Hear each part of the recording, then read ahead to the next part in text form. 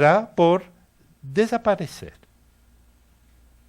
O homem, dito de esquerda, aferra-se ainda a um período da história contemporânea que lhe dispensava o privilégio de uma congruência entre os imperativos práticos e os esquemas de interpretação.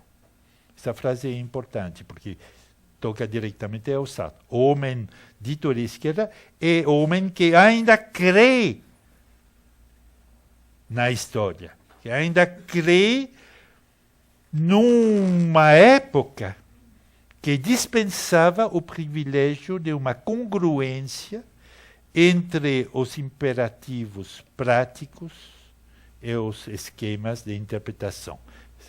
Quer dizer, entre a praxis revolucionária e a história, como esquema de interpretação das ações no tempo.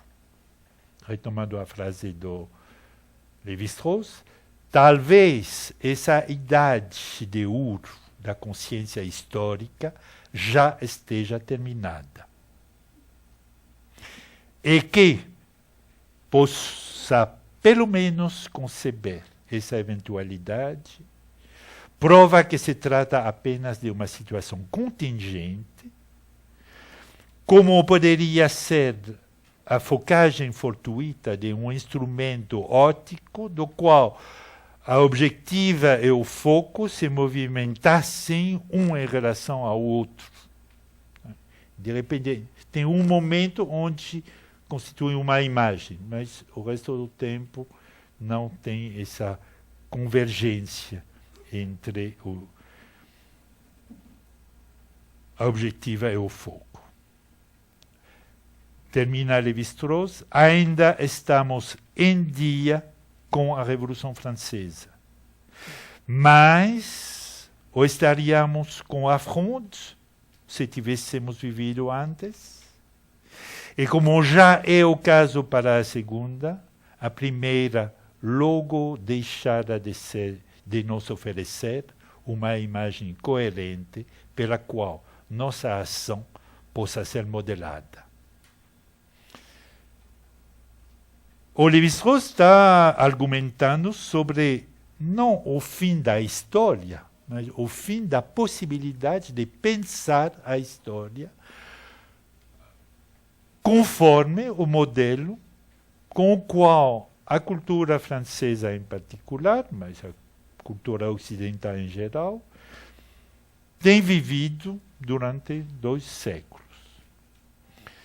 Então, neste pequeno trecho, temos todos os elementos que fundamentam a rejeição por Lévi-Strauss do privilégio atado à nossa cultura, na nossa cultura, ao privilégio do pensamento histórico.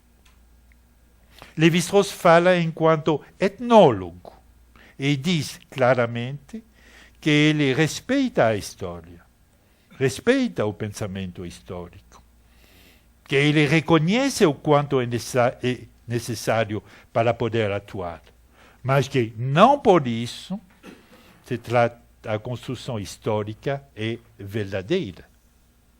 A matriz histórica, como o seu preconceito de que os eventos se desenvolvem no decorrer do tempo numa continuidade sequencial e totalizante, não fornece um ponto de vista preferencial para entender os fatos históricos, mesmo se é necessário ao agente histórico para atuar.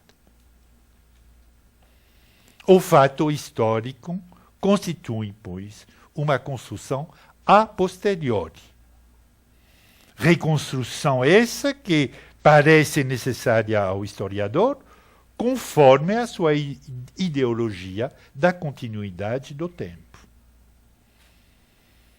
Parece necessária, ou melhor dito, parece natural ao homem, a esse humanista inveterado que crê no destino do homem e que se encontra frente ao perigo de constatar que as suas ações gloriosas, cheias de sentido, se dissolvem em microeventos psíquicos e até químicos,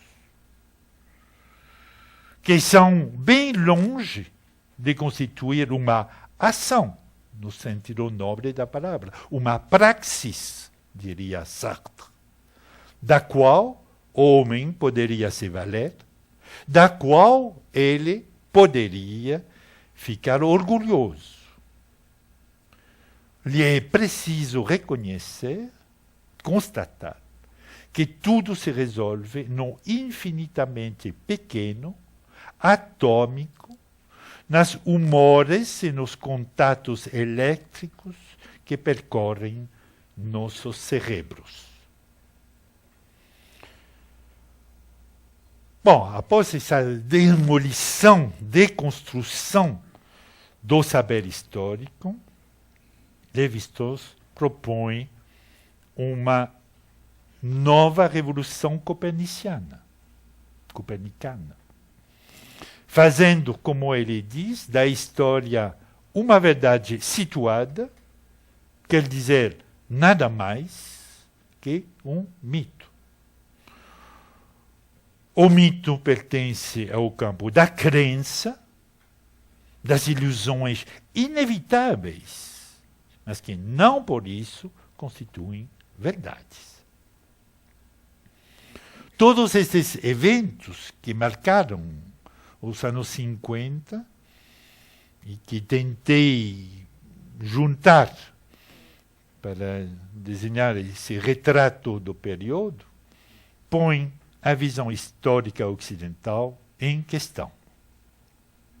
A articulação da consciência ocidental com relação ao seu exterior era pensada na perspectiva da sua dominação e, consequentemente, da submissão do outro.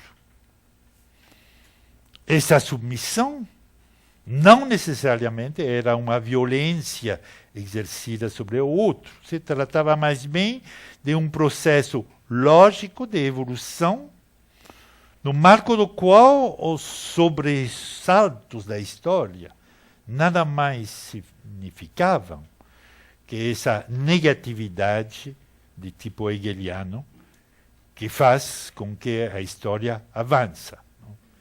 A história avança a golpe de negatividade, conforme Hegel.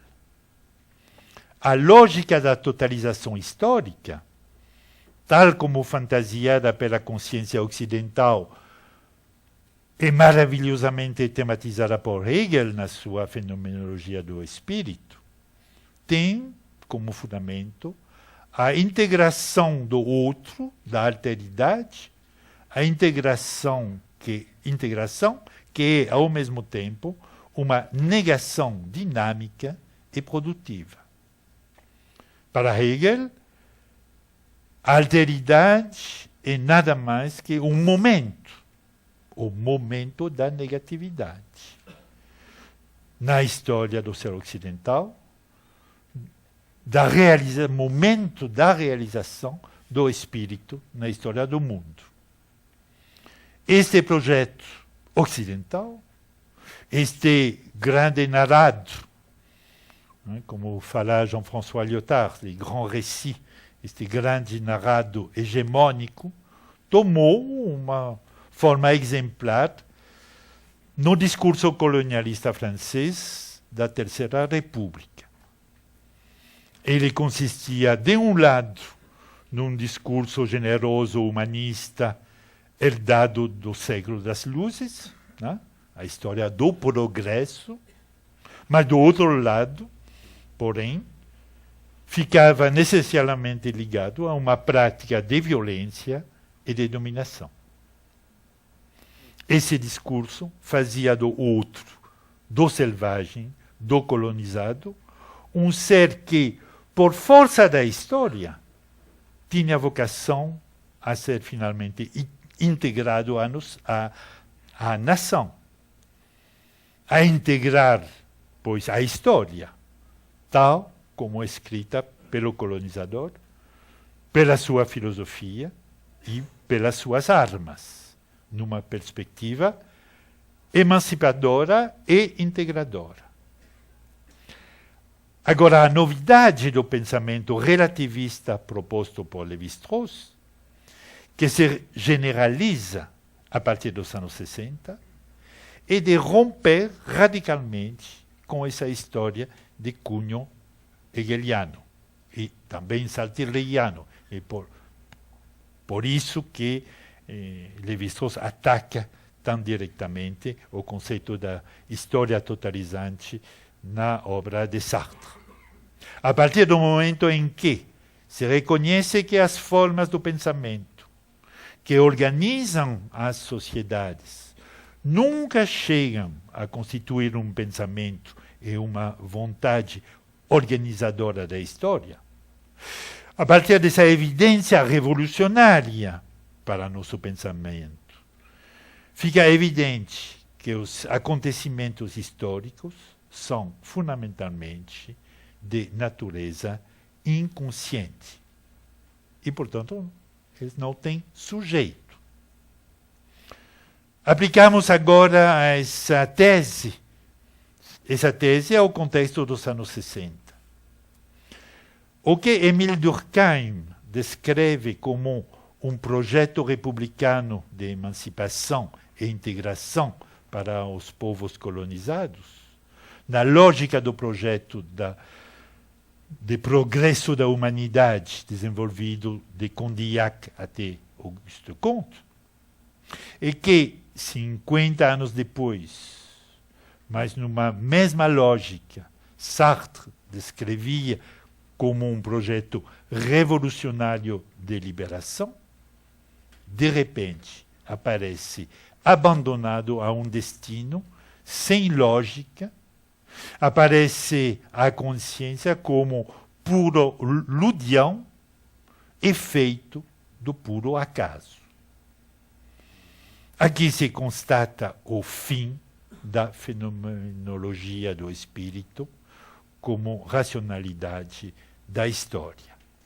Por conseguinte, não existe nenhuma hierarquia entre essas dependências inconscientes. Todo narrado, toda a ideologia, nada mais é, afinal, que uma bricolagem.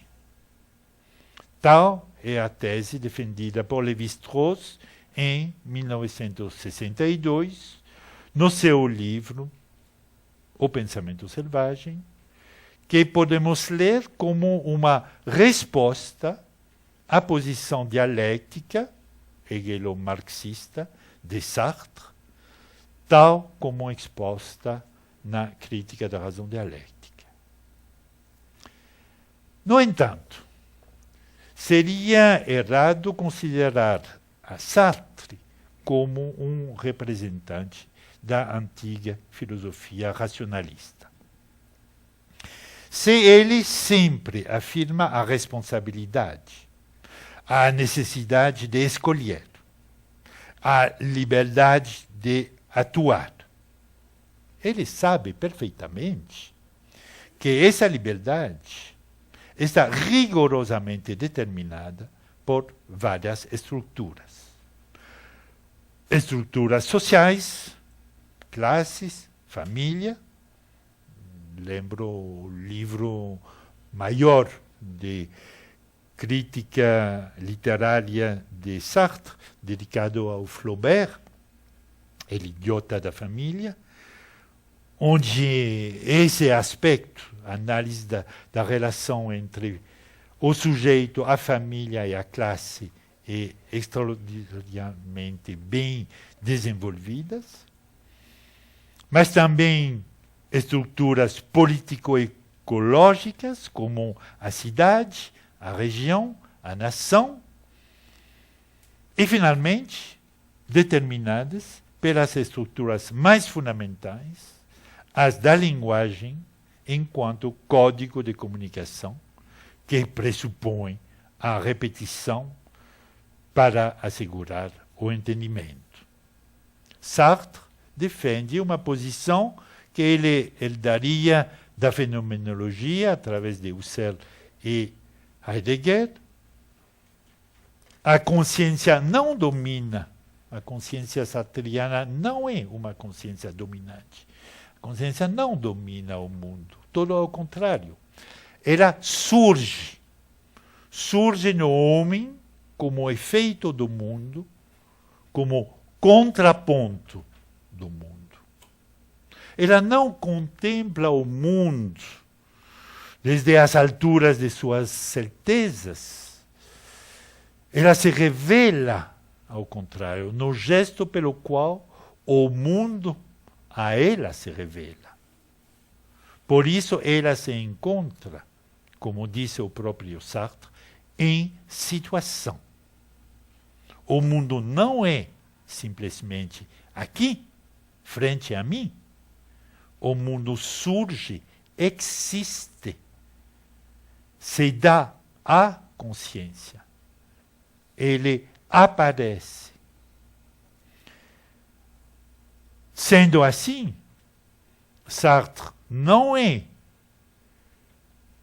o Ludian da ilusão da história. Ele é consciente de que o homem e a consciência estão trabalhando dentro de uma rede de circunstâncias, de determinações, o que ele chama de situação.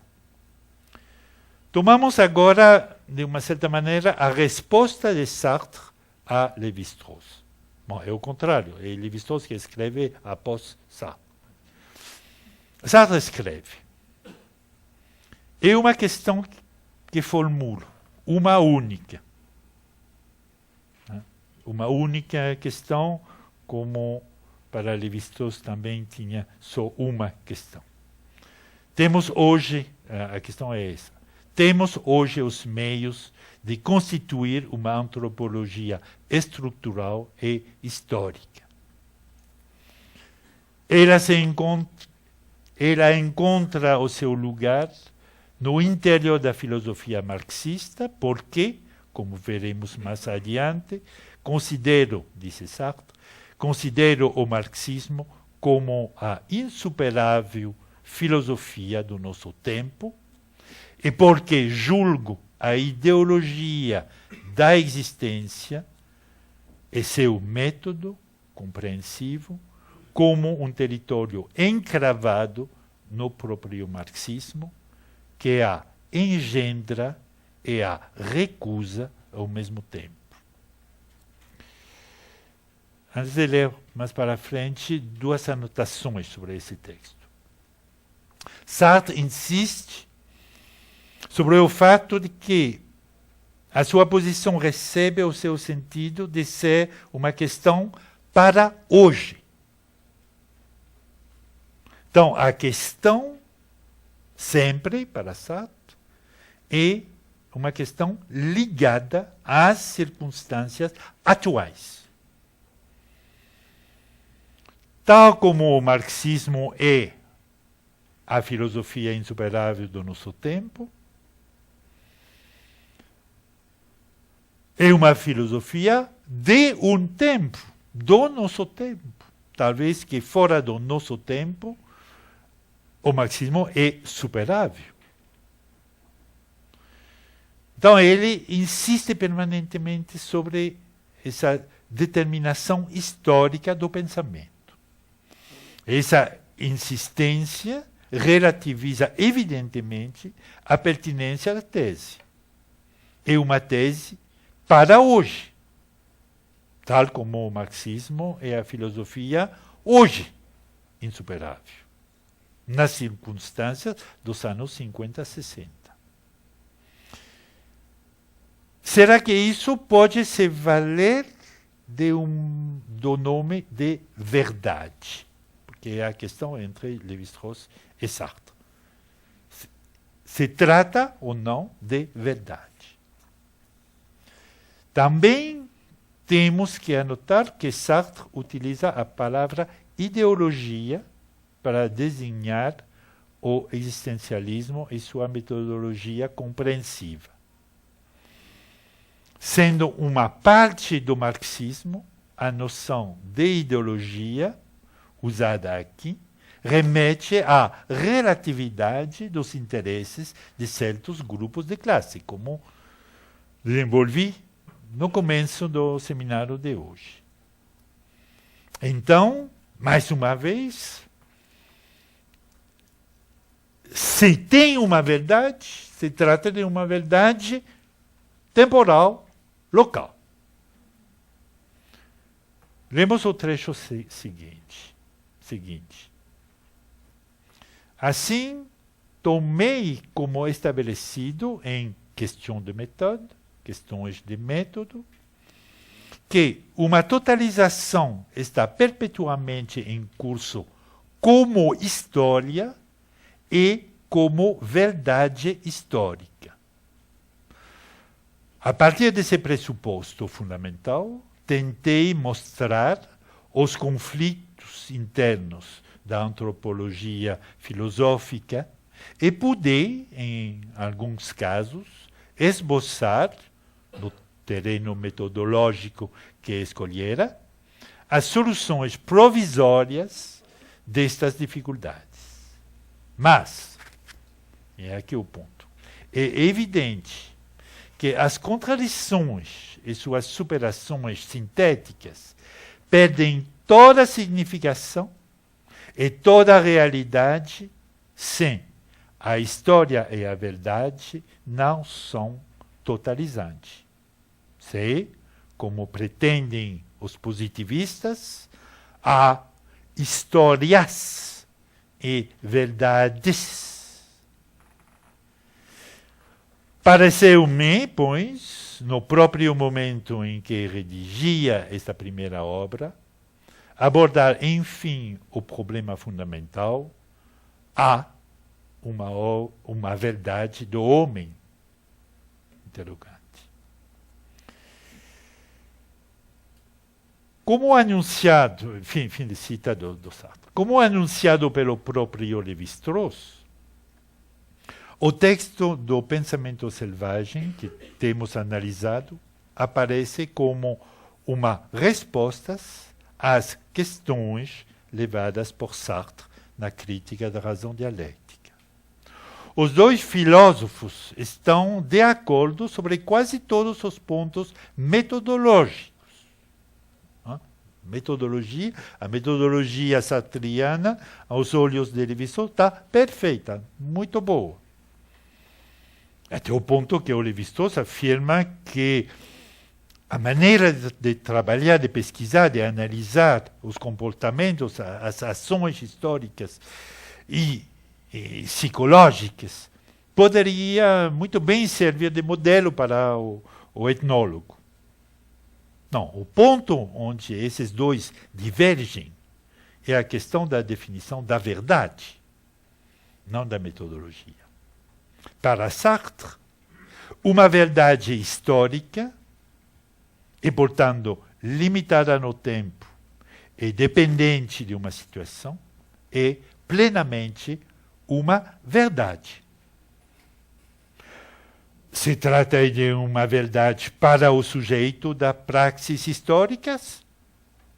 Sim, pode ser. Mas é assim que se faz a história. Assim que se faz a história no nosso mundo histórico. Supostamente tem um mundo sem história, onde provavelmente tudo se organiza diferentemente. E sempre entre parênteses e não dito, é o mundo do qual trata o Lévi-Strauss.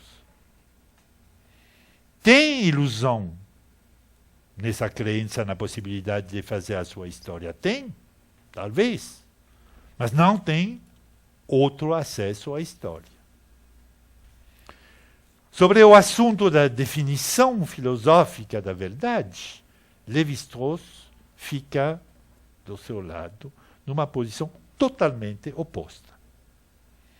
Verdade só tem na ciência.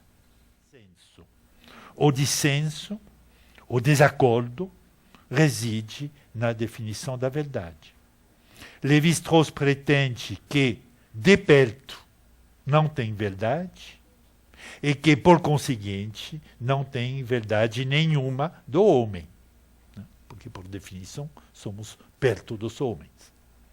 Sartre, ao contrário, pretende que o homem de hoje, e aqui volta a questão da situação contemporânea, o homem de hoje pode afirmar a sua liberdade, pode então existir, emergir do fluxo da história e, portanto, fazer a sua história. Isso nos deixa com uma última interrogante, claramente colocada por Lévi-Strauss. Será que estamos aqui na França dos anos 60, de uma certa forma, chegados ao fim da história, ao fim da crença no papel histórico do homem, ao fim da ideologia humanista. Voltamos, pois, finalmente, no âmbito dessa questão, às circunstâncias, à situação do pensamento estruturalista com respeito aos acontecimentos histórico-políticos do período. Em que medida o pensamento do fim da história fica como uma resposta, uma maneira de se situar frente ao fim de um projeto que se apoiará sobre o pensamento pragmático do racionalismo e do imperialismo ocidental. Se o pensamento do fim da história nos aparece como uma resposta, isso significaria que essa posição filosófica, nada mais e nada menos que as outras, é parte de uma situação. No gesto intelectual, pelo qual Lévi-Strauss escolhe, com a intenção de salvar uma certa definição da verdade, ele escolhe a regressão ad infinitum, que dissolve o homem histórico nos seus comportamentos bioquímicos, nas suas determinações estruturais, matemáticas. Ela está talvez comprovando a tese segundo a qual o pensamento jamais escapa às determinações do momento e que, finalmente, talvez a verdade a qual ele pretende não é senão a expressão de uma ilusão momentânea a de o ser humano ter abandonado a história.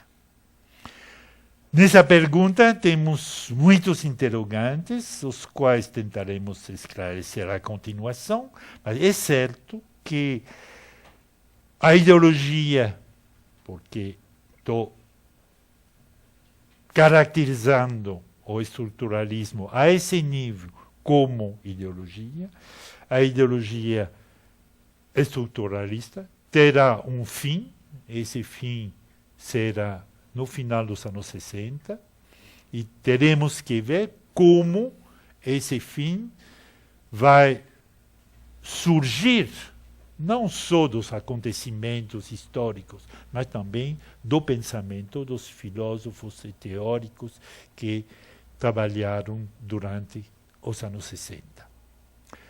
Acho que com esse perfil para o futuro podemos fechar o seminário de hoje, a menos que vocês tenham perguntas. Nós temos uma questão. Podemos continuar conversando, mas a gravação vai ser interrompida. Precisamos interromper ainda? Não? Recebemos. Não, porque nós não estávamos vendo.